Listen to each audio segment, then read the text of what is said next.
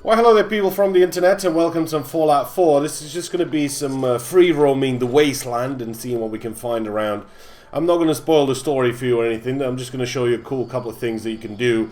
And then eventually, as everybody sort of gets the game, if you're into Fallout and if you're not, then I'll show you some other cool stuff that you can do into the game. I've managed to get to about level 40, I think, something like that. So things are becoming slightly easier for me when I travel down south. The more you go down south, the sort of harder things are going to get for you.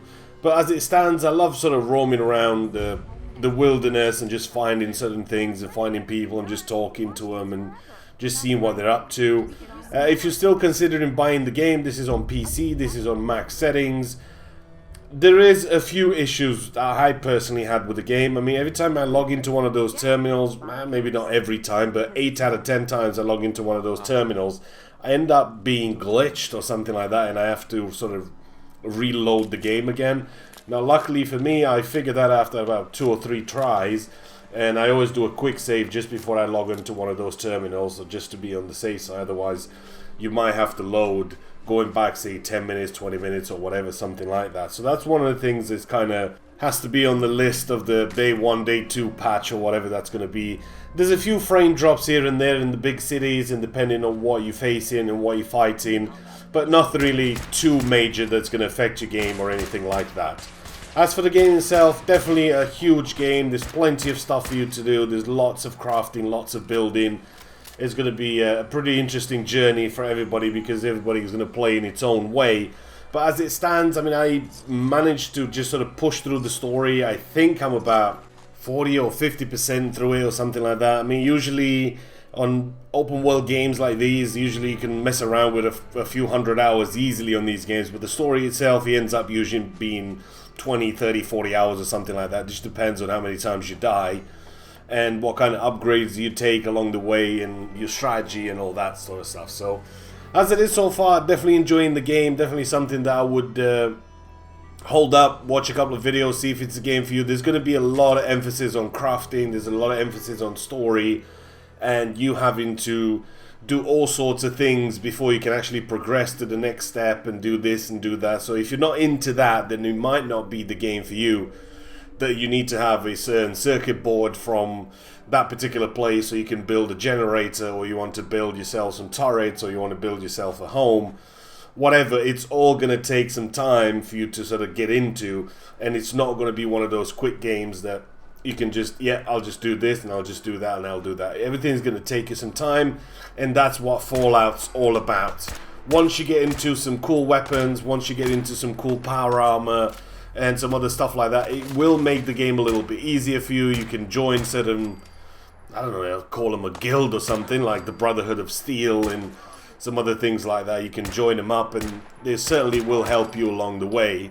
There is plenty of bugs and glitches and stuff falling from the sky and stuff just moving around on its own, but it's to be expected on a big open world game. The lip sync and all that sort of stuff is not something that they focused on too much, but it doesn't really bother me, to be honest. I just want to play the game and just have fun. Sure, the graphics could be better, sure, the lip sync could be better, and a couple of other things could be less buggy and everything. And when you go into elevators, like, you can sort of see through your own body, but maybe that's just because you're playing it in third person. I think playing it in third person just gives you a better sort of idea of what your surroundings are and all that. So I wouldn't really play any game in first person that's got third person available. It's just a tactical advantage. It's too good to have. Although some people might prefer it, I prefer it in third person just because it makes things a little bit easier for me, seeing around and seeing who's coming and what's happening and all that sort of stuff. But as it is so far, like the game, it's a bit buggy, as I mentioned. I mean, I think that VTOL, yeah, is he landing? Is that called a VTOL? Yeah, I think he was about to land in there. Oh snap, somebody dropped in the power armor. Thanks for the backup, bro. Yeah, just get him. Get him. He's only like murdered like 10 dudes, but you saved the day, man. I was just really happy that you just turned out. If you focus a lot of your points on sprinting and endurance and sort of the good stuff that you want, but that's all going to depend up to you, and you can do whatever you want in the game. After all, it's your playthrough and you decide how to do it. The one thing I really hated about the game is that you have to go for so long, stop. Go for another 30-40 seconds, stop. Go for another 30-40 seconds, stop. So I just completely disabled that out, and I can just sprint forever, and then that's that. But apart from that, didn't really mess with anything else. It's still the normal rifles and everything that you find throughout the world, but that one thing, I just could not have that. That would have just pissed me off. And as for building, as I mentioned earlier on, you can start building your own things. Obviously in Sanctuary, where you start the game, I have a cool little power armor here that you can have a look at. You have a couple of settlers that they want you to sort of help them out a little bit and start building a house for them and a few defenses and food and water. You can just go around, and every single house that you see that it's got any kind of items around it that you can scrap for steel, for wood, for all sorts of other materials, you can just scrap and you can start building fresh. You can put turrets in it in case somebody comes and tries to raid your sort of food farm or whatever. You can do decorations, power, defenses. You have structures, special things that you have to build in the main story. You can make metal prefabs and stuff like that. It's all going to be there, and if you really want to put the time in and you enjoy that kind of thing, this is going to be the game that you really will enjoy into making all sorts of stuff. If you want to just make yourself a quick little shelter and stick a bed in there just for you, somewhere to sort of sleep for the night, because you will need to sleep, you will need to do a lot of things to keep healthy, and you have to watch out for the radiation, and there's a lot of things that you have to do. Put yourself a nice little bed there, it's comfy.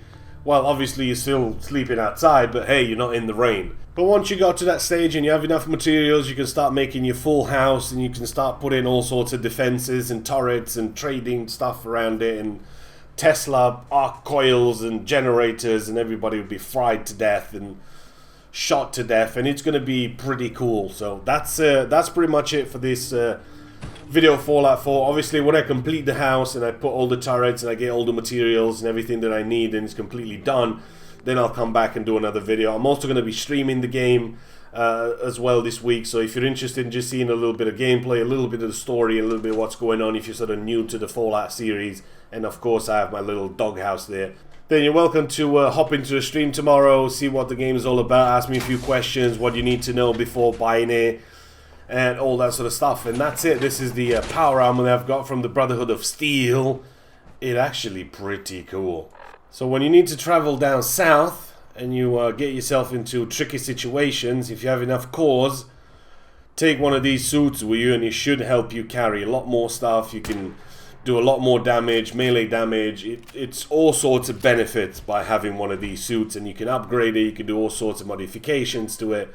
It is pretty cool. So that's it for this one. Hopefully I'll see you guys in the stream tomorrow. If you enjoyed the video, as always, give it a thumbs up, post a comment, and I'll see you guys in the next one.